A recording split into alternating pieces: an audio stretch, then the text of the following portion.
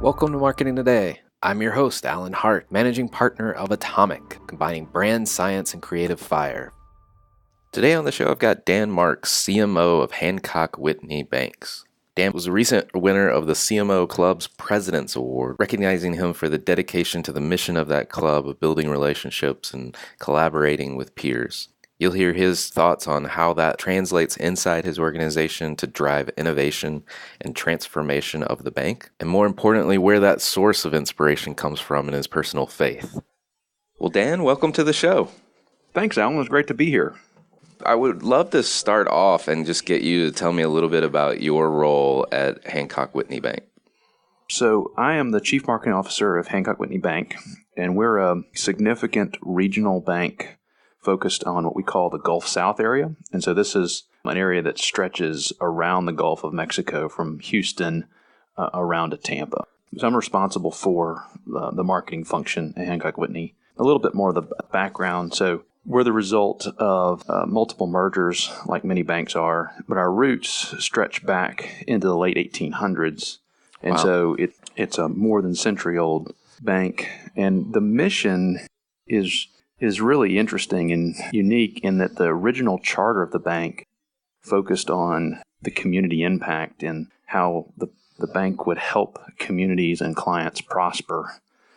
And so we're a for-profit entity that we believe generating a profit helps us provide a return to shareholders to attract capital, really to fulfill our mission, which is captured in the charter and fairly constantly lived out even as the company has expanded. And so, the way we fulfill that mission has changed with technology and client needs. And one of the reasons I joined was to help take the marketing function to the next level in really meeting those client needs and positioning us to continue to be successful in serving needs and serving our clients and communities for the next 100 years. So within marketing, what all do you have responsibility for? Yeah, it's so marketing encompasses many of the typical marketing functions, corporate communications, internal communications, and corporate needs, insights, client analytics. We added a capability around the marketing stack, which is really kind of, we believe, the next generation way to talk about all the technically or digitally enabled technologies that are important to operating today and will become even more important to operate in the future. So in the past, that might have been called a marketing automation or CRM, and then creative. And then we align the core of our marketing programs around client segments. So retail, B2B, wealth. And so we have teams that are building and responsible for integrated marketing plans across different channels and activities, and then ultimately responsible for delivering ROI and production goals, leads for those segments. Now, we've met through the CMO Club, and you recently won a President's Circle Award, which is an award for your dedication in building those relationships and collaborating with other peer CMOs, really the heart of the club's mission. What does winning an award like that mean to you? And congrats, by the way. Oh, well, thank you. Yeah, you're kind. And I tell the team, awards are nice when they come along. We're focused really very passionately on using the marketing tool set to help our company achieve its mission. And so, this particular one, the CMO Club Award, was nice because I think it's sort of an external recognition of the values and principles that we've really focused on reinforcing and building at the team. And so I was honored to receive the award, really is on behalf of the whole team. And so our company has core values of teamwork and personal responsibility. There's commitment to service, honor, integrity, others. And so, I think that the CMO Club recognizes that it takes both teamwork and personal responsibility to really win. So it's not just about the team, it's not just about the individual, but when you have a team of passionate, motivated folks who are focused on winning together and winning by serving the client, then it's really special. So, do you have a philosophy that guides your own team building efforts inside the bank, or ways in which you do that you could speak to? Yeah. So my philosophy and one of the reasons I joined the company was and I joined the company about a year and a half ago. There's a great fit of kind of personal values and mission in the company, and so what I've learned is it's important for there to be just a cultural fit and kind of a values fit. Different leaders have different styles, and what's important. And in this case, the philosophy really does line up well with the company's mission and core values. But then we apply that in a way that focuses on the marketing function. So, for example, we take kind of a somewhat agile approach to teamwork where, for marketing to be successful, we can't operate in a vacuum. We've got a team within the marketing team, but also with other parts of the organization. So we set up, as one example, some collaborative planning sessions where every month those marketing leaders for the segments are looking at results and plans for their areas of focus.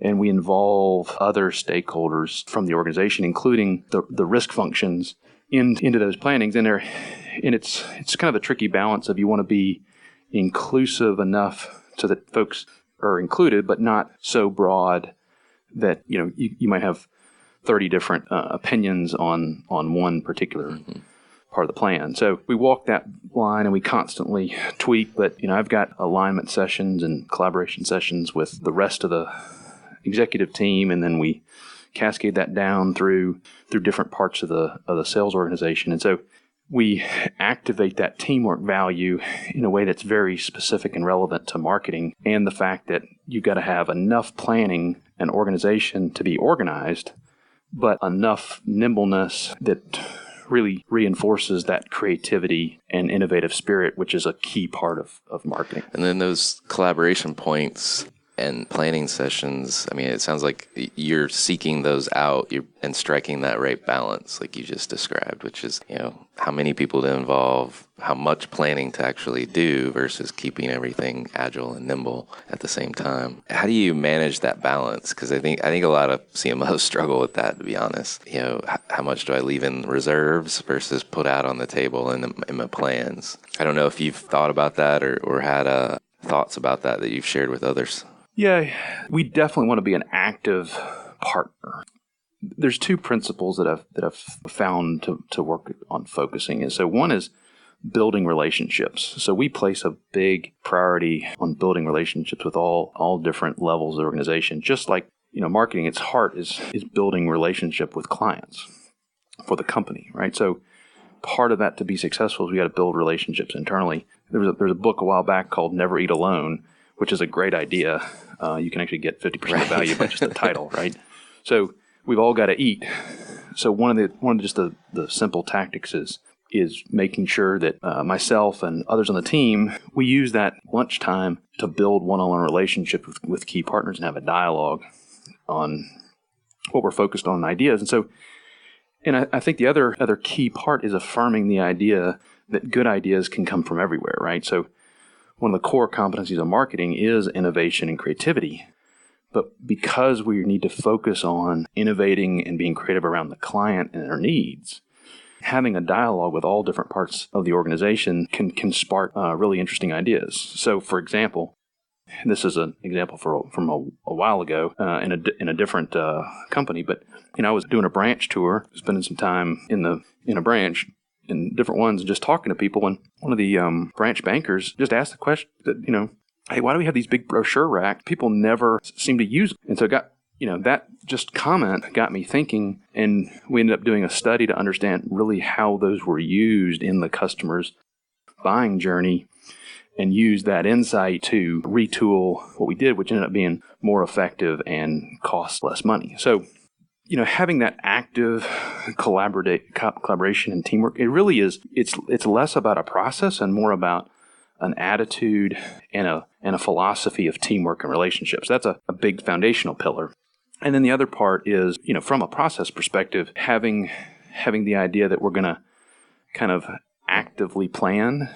And by that, I think most successful marketers would agree that the days of kind of a rigid annual marketing plan or budget are gone. And so if we can, at whatever frequency makes sense for the construct, think about, we have a direction, we have a vision, we have a strategy, but part of that is flexibility about tactics, right? So if we have some goals and a strategy that are very simple, actually, but then we spend most of our time on critically thinking about how do our tactics best support that vision and grounded by analytics on what really is working, then that actually helps. What I found is helps establish credibility with the rest of the organization, because if we're constantly looking at what we're doing and with the critical eye of what's working and what's not, and de-emphasizing what's working less well or not at all, and replacing that with either new ideas or higher value, and we're transparent about that process, that just kind of adds the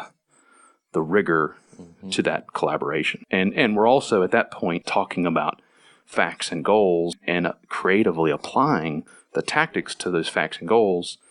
And it becomes less subjective, because everybody has an opinion about the visual output of marketing, but that's just sort of the end of the process. Exactly. So you've been on the job about a year and a half there, and I know you've been driving digital transformation and innovation inside the organization. Curious on two fronts. One, how's that going? A year and a half in, and what learnings have you had along the way?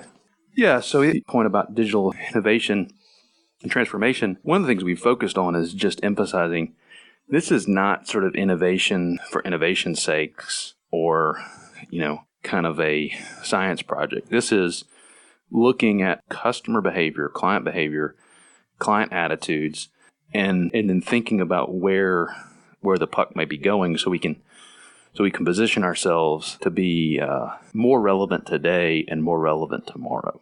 It's been great to have the support and buy-in from fellow executives, all the way down, but really folks, I've got a great partnership and relationship with our CIO, CFO, head of sales, head of HR, head of risk. So all those partnerships are important to have a buy-in that we're going to get better at what's relevant to the customer today. And that was probably made a little bit easier because there was a realization that we were behind in certain areas. Now we've caught up, and I would say we're probably positioned to leapfrog in certain areas after a little bit of time. So, for example, we put in a modern, marketing stack that was really positioned for the digital world and less so about the legacy batch or paper world. And so, other companies who may have already invested in a set of marketing technology a few years ago that were more positioned for that context may have a tougher time because they had to decide how much do we want to change out what we've already invested in, which is, so, some of that was realistically a little easier because of the situation. But with all that being said, we've significantly changed and enhanced the go-to-market approach, but based on the client needs and behaviors, and then working backwards from that. And so that's been really the key. So then it's less about, something we want to do and more about what is the client looking for? How is the client behaving? Tell me a little bit more about this marketing stack. I haven't necessarily heard that comment before. I mean, I've heard of it, but tell me kind of what's in the stack and how do you think about it? Yeah, so this terminology, and I think you'll see it more and more. I mean, to my knowledge, I don't think we invented the term. We just sort of adopted it because it really, and it speaks to the idea that, just like the rest of the organization has a technology stack that it operates when that has multiple components, right? So it's not just a one system, but it's a platform supported by multiple plugins. So, for example, we use Salesforce for our CRM system. Well, we wanted a marketing stack that worked well with Salesforce, with a data warehouse, and then, serve it. So, I think what's the specific tool we're using is confidential, but it's we wanted a core marketing platform and then associated plugins and integrations that were, the principles were real time, flexible, digitally focused rather than, batch. So did you set out to kind of build your stack? Was it picking the right platform, say like a Salesforce, like was it CRM led, if you will, and then you worked back from there to try to find partners that would plug and play with that? Or, I'm assuming that's kind of how it may have taken place, but I don't know. I think there might be some learnings for other marketers and how you got started building this. Yeah, it seems like there's sort of two different schools of thought that we kind of took the best of both of them. So some folks, Gartner's famous for sort of this idea that, or not Gartner, but Forrester, sorry, that you need to start with a strategy and then work to the technology. And then there's sort of another approach where have sort of perfect alignment with your technical capabilities. I think the reality is the world's a little more messy. It's always more messy than consultants would tell you. There's multiple influence. Yeah. That's right. Yeah. The world's a little more messy. And the reality is there's sort of a feedback loop, right? So customer needs and behavior are influenced by the technical capabilities. And then as they try new things, it inspires new capabilities or new demands. And so, for example, this is an easy example to point to is, BlackBerry was the first mover in smartphones, but they were so enamored with their keyboard advantage, they never saw that technical capabilities had advanced to the point where you could create a compelling touchscreen. Right? There have been other attempts to have a touchscreen device in the past that hadn't been successful based on the capabilities of that time. They missed essentially the importance of the iPhone because they were so locked into sort of a current understanding of technical capabilities. So what we wanted to do in our marketing stack was not just evaluate current capabilities, but make an evaluation of which platforms and tools have the best capability or the best chance of meeting our current needs, but also evolving with the needs where we sort of generally know or might be surprised about the new needs and the evolution. So we placed a big importance in our evaluation on roadmap and capabilities evolution, not just sort of current requirements. So you future-proof your plan almost, providing you that flexibility to some degree. Yeah, I would hesitate to use the words future-proof because I'm not sure anybody can do that. But we placed a big emphasis on sort of how do we add stuff that we don't know what we don't know, right? How easy it would be if we identify a new need in the future based on some new technical capability or some new customer behavior innovation.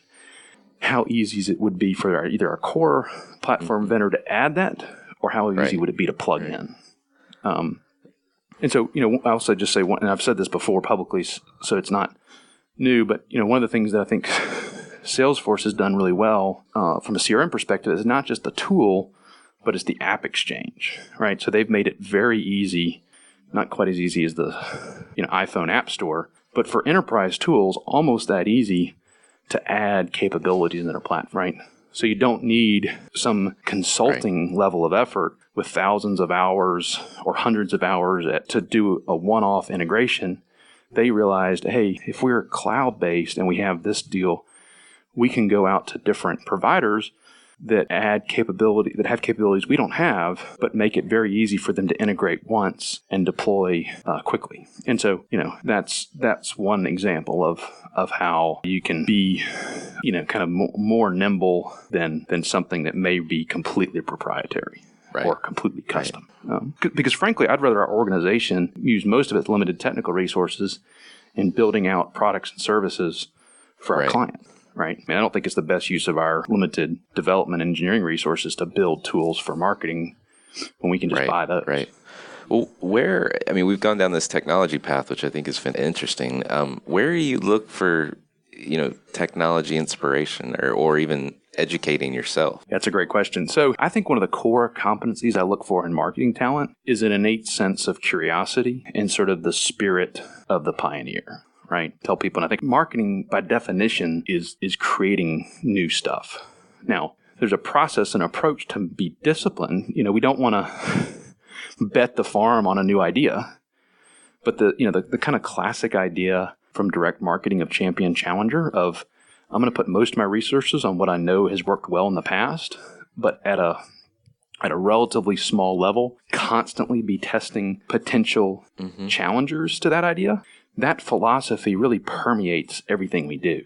So when I look for marketing talent, whether or not it's moving people inside the organization or outside, is I look for that sort of innate sense of what could be. And so my belief too is you can't take a class to learn that. It's sort of an innate sense.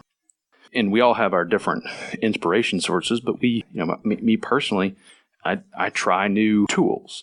whether or not they're digital or other tools. I'm, constantly observing sort of human behavior and ideas from all sorts of, so I have a really eclectic sort of reading list that reflects interest in a lot of areas, everything from, TechCrunch to the economy, and also read a bunch of history, because I think some of history and biology, because I think some of it is, there's some aspects of human nature it's been constant throughout time. Some of the differences is just the way we accomplish what we want to accomplish.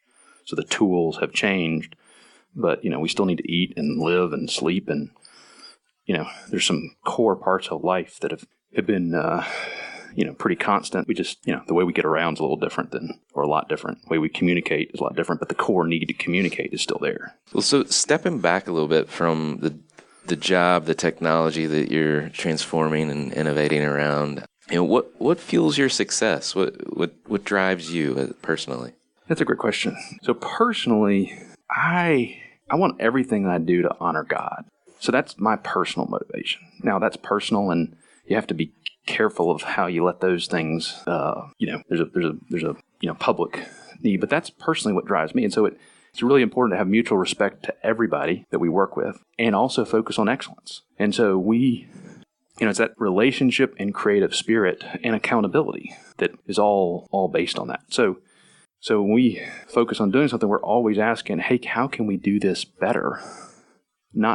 And for me personally, it's not for sort of personal gain, but we're focused on helping the company be more successful. And to do that, we've got to help our clients be more successful. And so that's where having a clear and compelling point of differentiation that's relevant to our needs and is better than other alternatives, it all funnels back to that. Right. And it's that spirituality that you're talking about that propels you to make those improvements, to make it better in all aspects. Is that fair? Yeah, and I think the reason is because it sort of goes. A lot of folks talk about how it's really important to believe in something bigger than yourself. Well, so if I'm just doing something for myself, then that's kind of a pretty small goal. But if it's ultimately to make the world a better place, to help people, because I believe that those people are important to God, then that's a lot more motivating than sort of just thinking about myself. Absolutely. Kind of going back commercial for a moment, where do you look for inspiration in, or brands or companies that you think are interesting or think others should be taking notice of? Yeah, so I think John Doerr made this comment that companies are sort of inherently mission-focused or mercenary-focused, and most of the time the missionary companies are more successful. And what I think what he means is the companies that are really focused on helping their customers be successful tend to perform better over the long run than those companies that are just focused on sort of current success, right? Now, I firmly believe that there's a value in having a value in having a profit-based system, but you've got to combine that with an ethics and a sense of focus on the client, right? So those companies that are truly looking at how are we helping our customers be more successful in innovation and products and the way they power and hold their associates accountable, all those things are really interesting. And so, there's some great companies in financial services we look at that would be, somewhat competitors or peers. But then also, I think there's really interesting companies outside, right? So, an easy one to say is Apple, but Apple really is amazing for their focus on designing for core human need, much more than thinking about either just the emotional or rational. They think about the whole package, the whole client experience, the whole customer experience. So they're one to look at. I think Amazon and Zappos have to be on the list just because of their tremendous growth. We can learn a lot from Costco, and those are just some examples. So as you sit around your crystal ball, which I'm sure you have one, what are you thinking about for the future of marketing? Where do you think marketing is going to go? Well, I think the companies and the marketers that really focus on kind of the full client experience and the full company experience are the ones that are ultimately going to be better. And so, it's well gone the days that, marketing doesn't have any, has no accountability. The days of, I don't know. I know half my advertising works. I just don't know which half. I mean, those are long gone.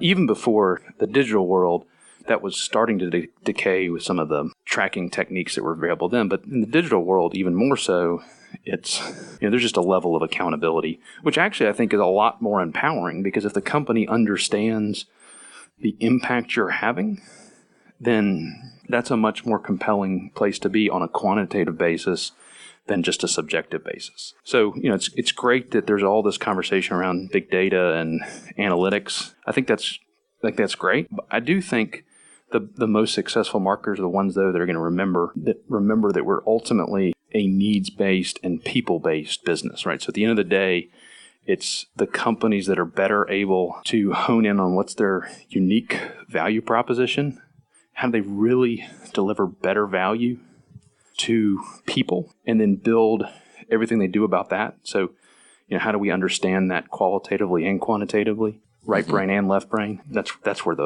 not just a right brain, it's not just a left brain, it's a whole, it's really thinking from the whole person back, and taking a critical eye about what is our unique competitive advantage, and constantly be thinking about what is our unique advantage and where are we focusing? What are we not going to do? Because there's more potential good ideas than ever before, and you can discover them better with the deluge of information and ideas and all those things. And so, sort of filtering through the signal from the noise and thinking about, what am I going to consider, what I'm going to try, what am I going to do more of or less of? Those are the ultimate key questions for marketing. I couldn't agree more. I think, keeping people at the center of what we're doing, who we're trying to do things for, and this notion of whole brain application and thinking and going forward. I've heard that from a couple other folks as well. I think you're on to something. Well, Dan, I just wanted to say thank you for coming on the show today. Oh, sure. Alan, thank you for the invite, and hopefully this has been helpful to you and your listeners.